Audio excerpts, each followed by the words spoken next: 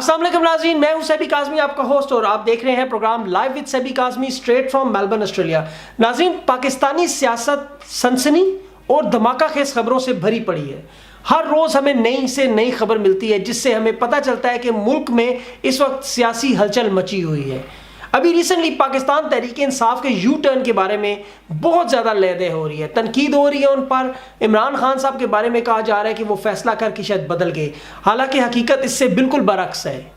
इमरान खान साहब ने जो नासिर कोसा निगरान वज़ीर आला पंजाब के बारे में फ़ैसला किया, वो फ़ैसला बिल्कुल ठीक था। उसकी वजह यह है कि जो नासिर खोसा साहब की साबका बीवी हैं, वो अब शहबाज शरीफ साहब की मौजूदा बीवी हैं। नासिर खोसा साहब चीफ सेक्रेटरी पंजाब 6 साल शहबाज शरीफ साहब के साथ काम कर चुके हैं। इसके अलावा नासिर खोसा साहब वज़ीर आज़म नवाज शरीफ साहब का नाअहल उनके साथ काम कर चुके हैं। अब ये सारी चीज़ें नासिर खोसा साहब के प्रोफेशनल करियर पर एक क्वेश्चन मार्क लगा सकती हैं। आने वाले दिनों में इंतखाबात जो है वो मुतनाज़ा भी हो सकते हैं। इन सारी चीज़ों को देखकर अगर पाकिस्तान तहरीक इंसाफ ने सोशल मीडिया पर उनकी गलती की निशानदेही करने पर अपनी गलती को मानकर तस्लीम करके उसको ठीक करने की कोशिश की, तो उस पर ये सब लोग क्यों सीख पाएँ, ये मेरी समझ से तो बाहर है। अगर वो इस गलती पर स्टबन हो जाते, जैसे पंजाब गवर्नमेंट और मुस्लिम लीग नून की गवर्नमेंट अपनी गलतियों को मानने की बजाय उन पर इतराते थे, उन पर अकड़ते थे। मॉडल टाउन का सानिया उसकी एक बहुत बड़ी मिसाल है, जिसमें बजाय ये कि वो उसको रेक्टिफाई करते, ज़िम्मेदारों को सज़ा देते, लेकिन उन्होंने ऐसा नहीं किया। पाकिस्तान तहरीक इंसाफ को कि जो लोग ये कह रहे हैं कि सोशल मीडिया के प्रेशर की वजह से उन्होंने किया, तो इन लोगों को ये नहीं भूलना चाहिए कि पाकिस्तान तहरीक इंसाफ को सबसे बड़ा बूस्ट सोशल मीडिया ही नहीं दिया। लेकिन जहाँ पर इतनी अच्छी बातें मैं कर रहा हूँ, उसके साथ साथ आयशा गुल अलई का जिक्र करना इस वक्त बिल्कुल मुनासिब होगा। आयशा गुल अलई ने पाकिस्तान तहरीक इंसाफ छोड़कर अपनी पार्टी बनाई, PTIG ग्रुप। जी हाँ, उन्होंने इमरान खान साहब के ऊपर इल्ज़ामात लगाए थे। आज हमारे प्रोग्राम में वो मेहमान होंगी और अपने उन्हीं इल्ज़ामात के बारे में मज़ीद तोसी पेश करेंगी, अपनी पार्टी का चार्टर बताएंगी और मुल्की सियासत पर कुछ बात करेंगी। हमारे साथ रहें, मिलते हैं एक छोटी सी ब्रेक के बाद, कहीं न जाए।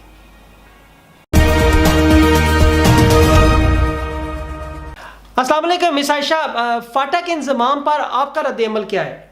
देखिए, फाटा से मेरा अपना भी ताल्लुक है। मेरा वज़ीरिस्तान में अहमद भाई वज़ीर कबीले से ताल्लुक है और फाटा के हकूक़ के लिए हमने भी बहुत ज़्यादा जद्दोजहद की है।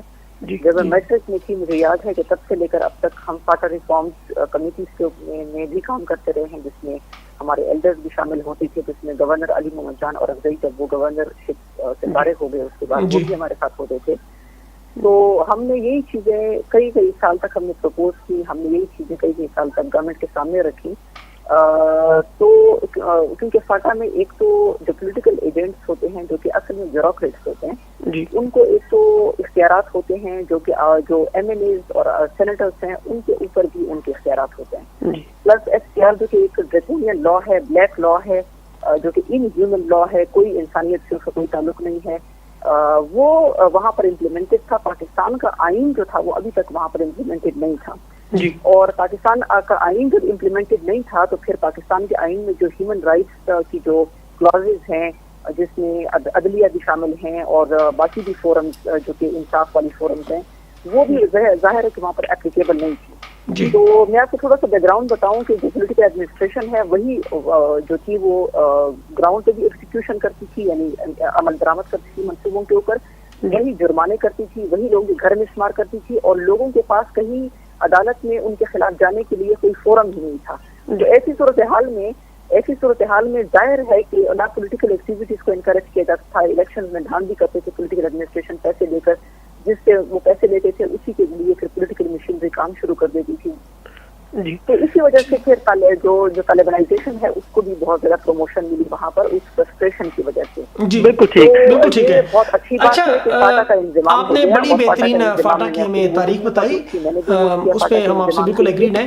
लेकिन फाटा का इंतजाम से एक तो पाकिस्तान के खिलाफ जो इस वक्त साजिशें हो रही हैं पाकिस्तान को तोड़ने के लिए, जो कि इंडिया कर रहा है, जो अफगानिस्तान की खुफिया एजेंसी कर रही है, जिन्होंने जो 2-3 लड़के यहाँ पर उठे हैं पश्तूनों के इलाके में, मंजूर बश्तीन की बात करें, आपको पता होगा, ABCD वो कोई 2-3 उठे हैं, वो उन्होंने रॉ और NDS से फंडिंग लेके وہ پختونوں کی جو دکھتی رگیں ہیں ان پر وہ ہاتھ رکھتے اور ساتھ ساتھ دہشت گردی ہے، اس کے پیچھے وردی ہے، اس قسم کے وہ نعرے لگاتے، اور اوپر سے نواز شریف جو ہے وہ بھی ان کی سپورٹ کرتا ہے، کیونکہ نواز شریف جو ہے وہ اگر اس کا احتساب ہو رہا ہے تو اس نے کہا کہ میں شیخ مجیب الرحمان بھی بنوں گا، میں پاکستان کو آگ بھی لگاؤں گا، میں پاکستان کو توڑوں گا۔ جی فاٹا میں انضمام سے فاٹا کا جو انضمام ہوا ہے اس سے ان تمام تر جو اینٹی پاکستان کو توڑنے کی سازشیں ہیں اس کا خاتمہ ہو گیا۔ تو میں پاکستانی قوم کو بھی مبارکباد دیتی ہوں جی، اور فاٹا کے لوگوں کو بھی۔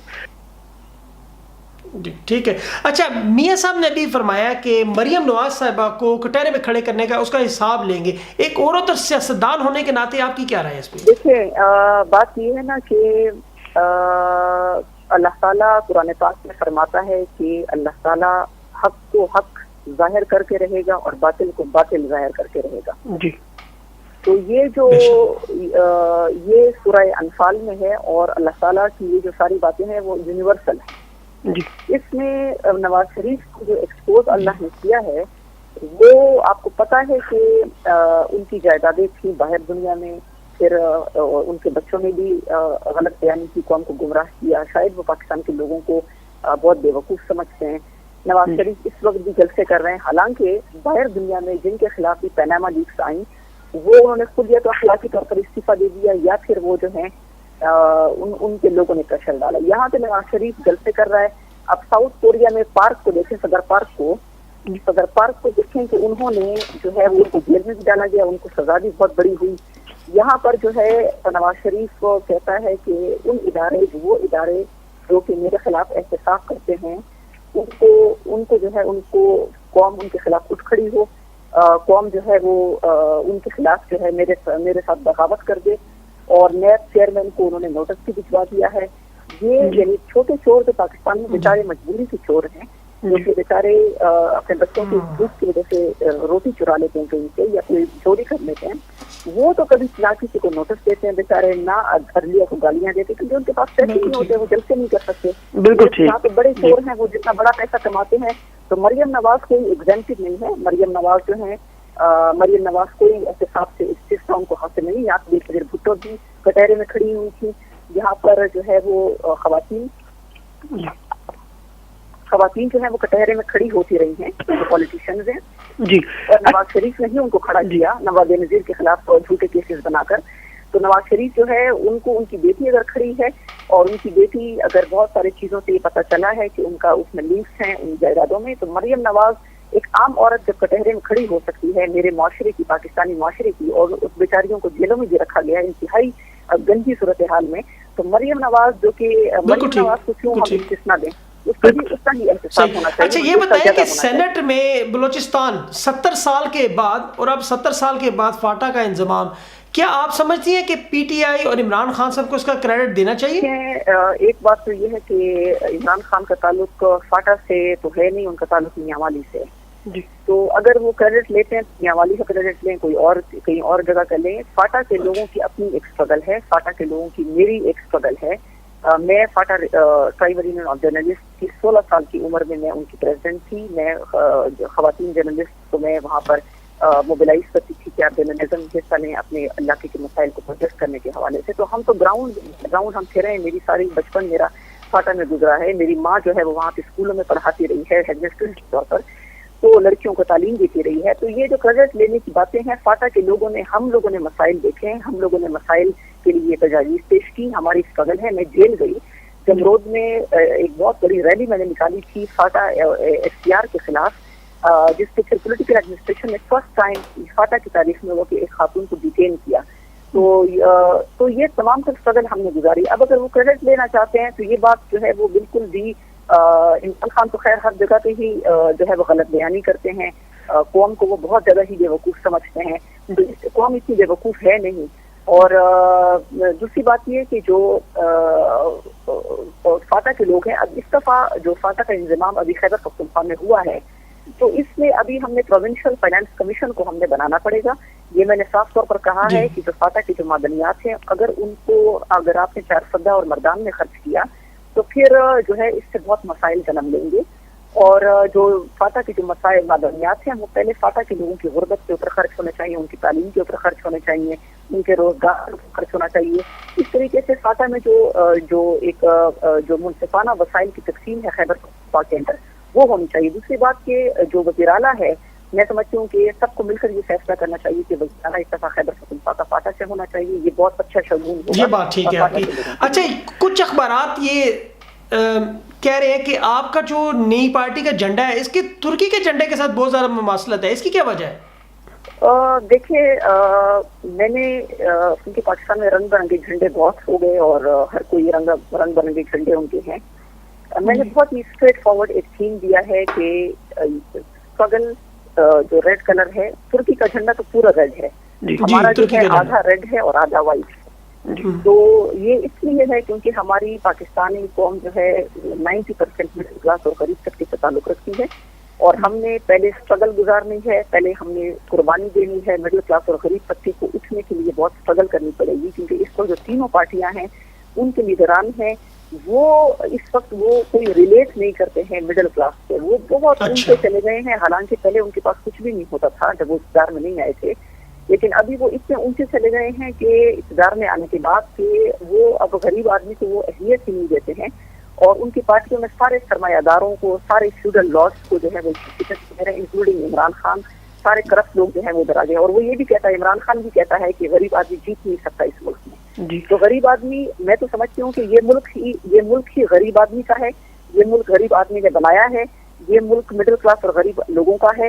وہی اس میں خوراک بھی پیدا کرتے ہیں، وہی اس میں کارخانے بھی چلاتے ہیں اور انشاءاللہ وہی اس پر حکومت بھی کریں گے. تو ریڈ جو کلر ہے وہ ہمارا اسٹرگل اور سیکریفائس کا ہے اور وائٹ جو ہے وہ ہمارا امن اور خوشحالی کا ہے. اچھا ٹھیک ہے.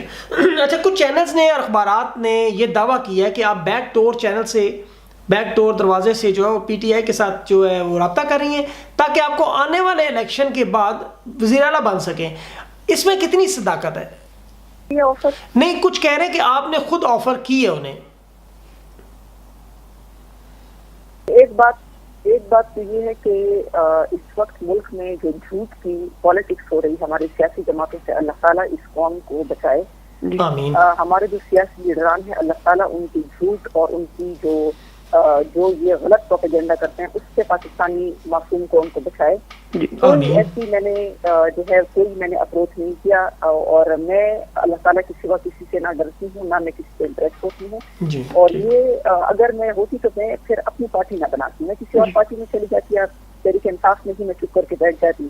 لیکن میں نے اپنی پارٹی بنائی، مجھ میں غیرت بھی ہے، مجھ میں خود اعتمادی بھی ہے، مجھ میں خودی بھی ہے اور مجھ میں سیلف اسٹیم بھی ہے اور مجھ میں سیلف ریسپیکٹ بھی ہے. تو انشاءاللہ یہ کوئی ایسی بات نہیں کہ میں وزیر اعلیٰ کے لیے میں کسی سے بات کروں، پارٹی میں جاؤں. انشاءاللہ وزیر اعلیٰ پاکستان کے جو آئیں گے وہ مڈل کلاس اور غریب طبقے سے میں. اچھا ٹھیک ہے جی. آپ نے خان صاحب پر بہت گھناؤنے الزام لگائے، آپ نے ان کی شہرت پر کوشش کی کہ حرف لائیں اور یہ سارا کچھ ناقدین کہتے ہیں سستی شہرت کے لیے تھا، اس کا کوئی فائدہ آپ کو نہیں ہوا. اس کے بارے میں آپ کیا کہیں گی؟ اس کا آپ کو فائدہ ہوا ہے یا آپ کے خیال میں وہ سب بیکار ایکسرسائز تھی؟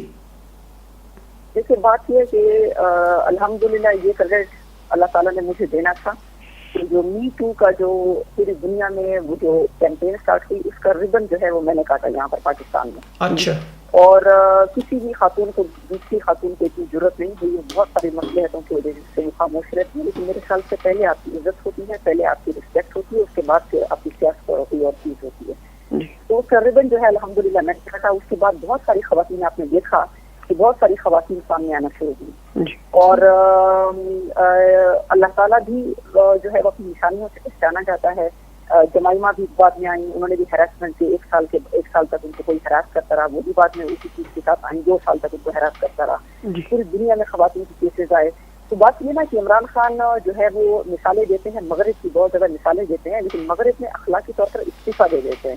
یہاں پر ایک پارلیمنٹری کمیٹی بنی، وزیر اعظم نے بنائی. اس میں میں تو حاضر ہونے کے لیے تیار تھی، لیکن وہ جو آدمی ہے وہ جو اخلاقی زوال کا بھی شکار ہے جس میں جو ہے وہ ملک میں گانے اور ڈانس کا جو ہے وہ بھی اس میں کلچر انٹروڈیوس کروایا ہے, کیونکہ سیاست ایک سنجیدہ چیز ہوتی ہے, وہ عبادت ہوتی ہے, خدمت ہوتی ہے, نہ کہ آپ گانے اور ڈانس سے لوگوں کو اکٹھا کریں. گانے اور ڈانس سے اگر اکٹھا کرنا تو پھر ایک راحت فتح علی خان کو الگ بٹھا دیں تو تقریر کی کوئی ضرورت نہیں ہے, راحت فتح علی خان کو دیکھ کر بھی لوگ اس سے سارے جمع ہو جائیں گے. بہت بڑی اسٹیٹمنٹ ہے جی. وہ چیز ثابت ہو چکی ہے کہ وہ پارلیمنٹری کمیٹی میں وہ نہیں ہے. دوسری بات یہ ہے کہ وہ جب سے میں نے یہ بات کی تب سے وہ چھپ کر بیٹھ گئے. اور اب جو چیز ہوتی ہے ٹائم بار, ایک ہوتی ہے ٹائم بار, ہم نے بہت انتظار کیا, وہ ٹائم بار چیز ہو چکی ہے, اس کے اوپر ٹائم گزر چکا ہے. قوم, اللہ تعالیٰ نے بھی قوم کو دکھا دیا ہے کہ کون ڈر کر بھاگ گیا تھا, تو وہ چیز ٹائم بار ہو چکی ہے. اور اپنے اپنی پارٹی میں نے اسٹیبلش کر لی ہے. عوامی ایشو کی میں بات کروں گی, جو بھی تین ملکی سیاسی پارٹیاں ہیں وہ جو قوم کے ساتھ جو کر رہی ہیں کہ ان کی قبضہ معافیت ہاؤس ہیں جو کہ زمینوں پہ قبضے کرتے ہیں, سامنے جلسوں میں تینوں لیڈران جو ہیں وہ اب پی ٹی آئی میں بھی شامل ہیں. قبضہ مافیا علیم خان جو ہے وہ زمینوں پہ قبضے کرتا ہے, اسی طریقے سے حاجی شوکت علی زمینوں پہ قبضے کرتا ہے. یہ نون لیگ میں بھی ہیں, پیپلز پارٹی میں تو ماشاءاللہ بہت زیادہ ہی ہیں. تو یہ جو غریبوں اور بیواؤں کے 2-2 مرلے کی پلاٹوں کے قبضے کرتے ہیں, تو یہ جو ہیں یہ ان کو پیسے پہنچاتے ہیں اور اوپر لیڈران جو ہیں وہ جلسوں میں غریبوں کی بات کرتے ہیں. یہ ساری چیزیں انشاءاللہ ہم ایکسپوز کرتے رہیں گے اور انشاءاللہ یہ ساری چیزیں ہم قوم کے سامنے رکھیں گے. اچھا عائشہ, آپ کافی عرصے سے سیاست میں ہیں, جس انداز میں عمران خان صاحب کے پاس یہ سارے امیدوار آ رہے ہیں, کیا آپ کو نہیں لگتا کہ 2018 کے الیکشن کے بعد عمران خان صاحب ایک متفقہ طور پر وزیر اعظم ہوں گے؟ آپ کیا کہتی ہیں اس بارے میں؟ دیکھیں, بہت بدقسمتی کی بات ہے کہ پاکستان میں جس طریقے سے بہت بدقسمتی ہوگی پاکستان کی اگر یہ شخص حکومت میں آ گیا, کیونکہ یہ وہ شخص ہے کہ ہر 2 منٹ کے بعد یہ بات تبدیل کرتا ہے, ہر 2 منٹ کے بعد اپنی ہی بات سے یہ ٹرن لے دیتا ہے اور مینٹلی انسٹیبل شخص ہے. تو یعنی ہر 2 منٹ کے بعد جو یہ ٹرن لے گا تو ہر 2 منٹ کے بعد جو یہ ٹرن لے گا تو وہ مینٹلی انسٹیبل ہوگا اور وہ پھر قوم کو اور ملک کو کیسے جو ہے وہ کرے گا, گائیڈ کرے گا. دوسری بات یہ کہ 5 سال کو خیبر پختونخوا میں ملے, اتنے سارے فنڈ ملے, یہ خیبر پختونخوا میں بہت کچھ کر سکتے تھے, اس کو رول ماڈل بنا سکتے تھے. آج جو یہ گانوں کے ذریعے سے لوگوں کو اکٹھا کرے, اس کو گانوں کے ذریعے اکٹھا کر کے ووٹ مانگنے کی ضرورت نہ پڑتی اگر اس نے وہاں پر پرفارمنس کی ہوتی. یہی بات سندھ اور پنجاب کے لیڈران کے لیے بھی ہے کہ وہ ووٹ مختلف کبھی مظلوموں کی شکل بناتے ہیں, لیکن اگر انہوں نے کام کیا ہوتا تو ان کو ووٹ عوام خود دیتے. پاکستان کے عوام اتنے سینسیبل ہیں, لیکن یہ ہوا کہ ایک طرف نواز شریف نے $94 ارب کا قرضہ پاکستان پہ ڈال دیا, دوسری طرف عمران خان نے کہا, یہ ٹرم کی میں بات کر رہی ہوں, تو عمران خان نے کہا کہ ہم کوئی قرضہ نہیں لیں گے. پچھلے ساری جو تاریخ ہے پاکستان کی 1947 کے اب تک خیبر پختونخوا میں 3000 ارب روپے کا قرضہ جو ہے وہ عمران خان کی گورنمنٹ نے لیا ہے اور اس سے بلین کی سمانی لیا ہے, اس سے جنگلہ بس بنائی ہے. وہ جنگلہ بس جس کے اوپر 4 سال تک یہ ہنستے رہے, تنقید کرتے رہے, وہی جنگلہ بس. لیکن صوبائی حکومت تو قرضہ نہیں لے سکتی, وہ تو مرکزی حکومت کا کام ہوتا ہے. اور خیبر پختونخوا کا جو عوام ہیں وہ اب یہ قرضہ واپس کریں گے. عمران خان اور ان کی حکومت تو چلے جائیں گے, وہ واپس نہیں کریں گے. جی, تو خیبر پختونخوا کے عوام کو مقروض کر دے. اور 7 ارب روپے میں کتنے ہسپتال بن سکتے تھے, کتنے اسکول بن سکتے تھے, کتنے نوجوانوں کو چھوٹے قرضے دیے جا سکتے کاروبار کے لیے. تو دوسری بات یہ ہے کہ انہوں نے کمیشن لیا. اس کا مطلب یہ کہ انہوں نے جو ہے وہ ٹھیکوں میں کمیشن لیا. عمران خان اور پرویز خٹک نے بنیگانہ میں پیسے پہنچتے رہے, اسی سے جلسے ابھی وہ جو سارا پیسہ لوٹا گیا اب اس سے جلسے کر رہے ہیں, الیکشن کیمپین چلا رہے ہیں. اسی طریقے سے جو پی ٹی آئی کی فورن فنڈنگ ہے لوگوں نے دیکھی, اس میں بھی بہت زیادہ خردبرد ہے. اور میں آپ کو بتاؤں کہ عمران خان یہ بات کرتا ہے کہ شوکت خانہ میں ایک بہت اچھا ہسپتال ہے. تو شوکت خانہ کی مثالیں تو قوم نہیں مانگتی, قوم تو کہتی ہے کہ وہ تو آپ کا ذاتی ہسپتال ہے. ہم نے بتائیں کہ کون سے سرکاری ہسپتال جو آپ نے ٹھیک کیا, کون سے سرکاری اسپتال کی حالت آپ نے بہتر کی, کیونکہ پرائیویٹ ہسپتال میں اور گورنمنٹ کے اسپتال میں ابھی بھی خیبر پختونخوا میں زمین آسمان کا فرق ہے. سرکاری اسپتال میں لوگ فرش کے اوپر لیٹے ہوتے ہیں, ڈینگی میں ہر سال جو ہے وہ سینکڑوں لوگ مر جاتے ہیں اور خیبر پختونخوا میں کوئی انتظام تک نہیں, ڈاکٹر تک وہاں پہ جو ہے پوری جگہ پر نہیں ہوتے.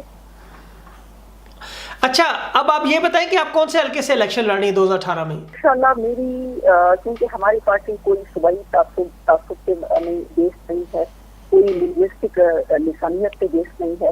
ہماری قومی پارٹی ہے, ہم پاکستانی, ہم پہلے مسلمان ہیں پھر پاکستانی ہیں, اس کے بعد پھر سندھی بلوچی پختون اور جو ہے وہ پنجابی ہیں. اور اس میں جو ہے انشاءاللہ میں کوشش میری یہ ہے کہ میں 4 صوبوں سے کھڑی ہوں. میں کہ چاروں صوبوں کے عوام کو یہ پیغام دوں کہ میں آپ کے ساتھ ہوں، اور جو ہے ہم سب مل کر پاکستانی جو 90% مڈل کلاس اور غریب طبقہ ہے وہ مل کر، نوجوان اور خواتین ہیں وہ مل کر انشاءاللہ پاکستان کے لیے کام کریں. اور انشاءاللہ خواتین کو بھی میں انکریج کر رہی ہوں کہ زیادہ سے زیادہ خواتین میری پارٹی میں بینل سیٹس پہ لڑیں، نوجوان لڑیں، اور انشاءاللہ وہ خود اپنی اس سسٹم کو انشاءاللہ تبدیل کرنے کی کوشش کریں گے. اچھا عائشہ، آپ نے بتایا کہ آپ لائیو وتھ سیبی کاظمی شو بھی دیکھتی ہیں. آپ اوورسیز پاکستانیوں کو، ہمارے ویورز کو بتانا پسند کریں گے کہ اس شو کے بارے میں آپ کا کیا خیال ہے، اور اے یو ٹی وی ہم لا رہے ہیں اس کے لیے آپ کی جو خواہشات اور نیک مبارکباد. اے یو ٹی وی کو میں بہت مبارکباد پیش کرتی ہوں. یہ تو بہت اچھی کوشش ہے. ایک تو اوورسیز پاکستانی جو ہمارے پاکستان کے باہر ملکوں میں ہیں، ایک تو میں ان کی اسٹرگل کو سلام پیش کرتی ہوں کہ پاکستان کے لیے اتنی خدمات کے باوجود ان کی جو پاکستان کی اکانومی کھڑی ہے، میں سمجھتی ہوں کہ وہ آپ کی، اللہ کے بعد وہ آپ کے کوشش کی وجہ سے کھڑی ہے. اور اس کے باوجود آپ سے اکنالج ملے گا. اور ہمارے منشور میں یہ ہے کہ اوورسیز پاکستانی کے لیے ہم ایڈوائزر بھی بنائیں گے، پرائم منسٹر کے لیے اسپیشل ایڈوائزر بنائیں گے. بہت بہت شکریہ مس عائشہ آپ کا لائیو وتھ سیبی کاظمی میں بات کرنے کا. انشاءاللہ فیوچر میں آسٹریلیا میں جب بھی ہم نے کوئی سیاسی طور پر فنکشن کیا تو آپ کو انشاءاللہ ضرور مدعو کریں گے. بہت بہت شکریہ آپ کا. السلام علیکم. اللہ حافظ.